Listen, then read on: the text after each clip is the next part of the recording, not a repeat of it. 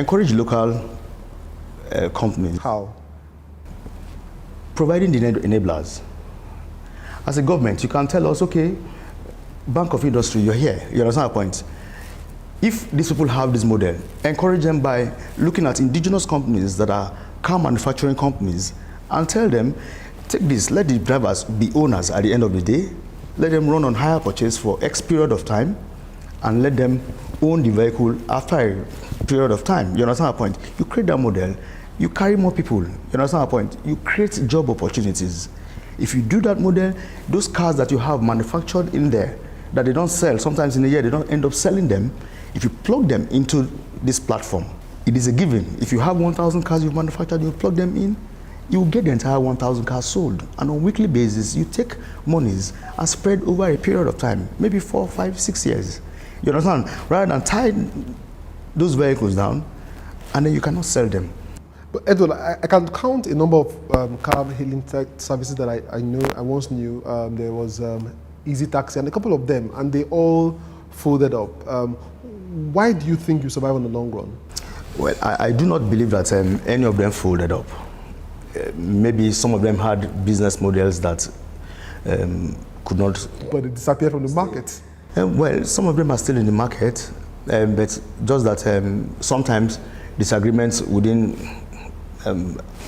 the board, disagreement within management and all that creates those gaps. But I do not believe that it disappeared. If you have a sustainable model that can run, you know, and minimizing your cost of operations, the worst case scenario is that you may not have 5,000, 6,000 drivers or 10,000, 20,000 riders on the platform, but you will still have a share of that market by ensuring that at least you pick people from A to B, enabling them and creating a couple of other freebies that can make them happy at the end of the day. There seems to be a lot of concentration in Lagos.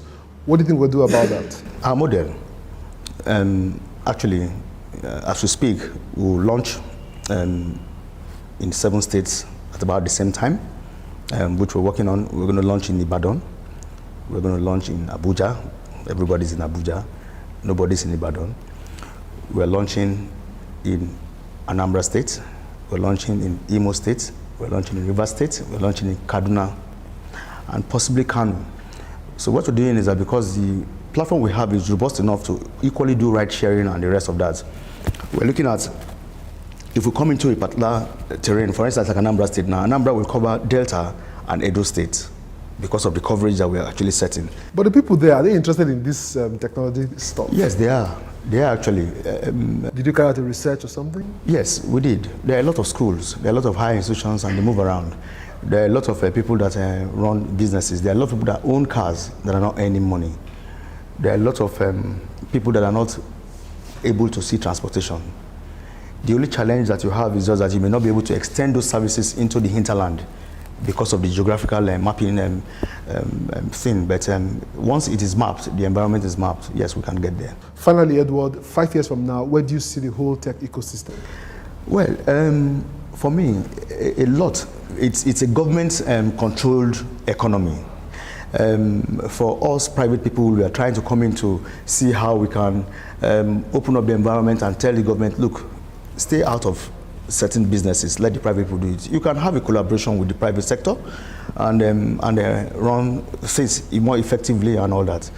And 5 years from today, I believe if you have the right person in government, especially in the technology space that can drive it, we can do a whole lot in 5 years. We can revolutionize the transportation business. It is big everywhere. It is the biggest, one of the biggest markets anywhere, whether the rail system, the land, you know, sea and all that, air. It's the biggest, especially land is the biggest. All right, well, thank you for being with us today. Wish you all the best. My pleasure.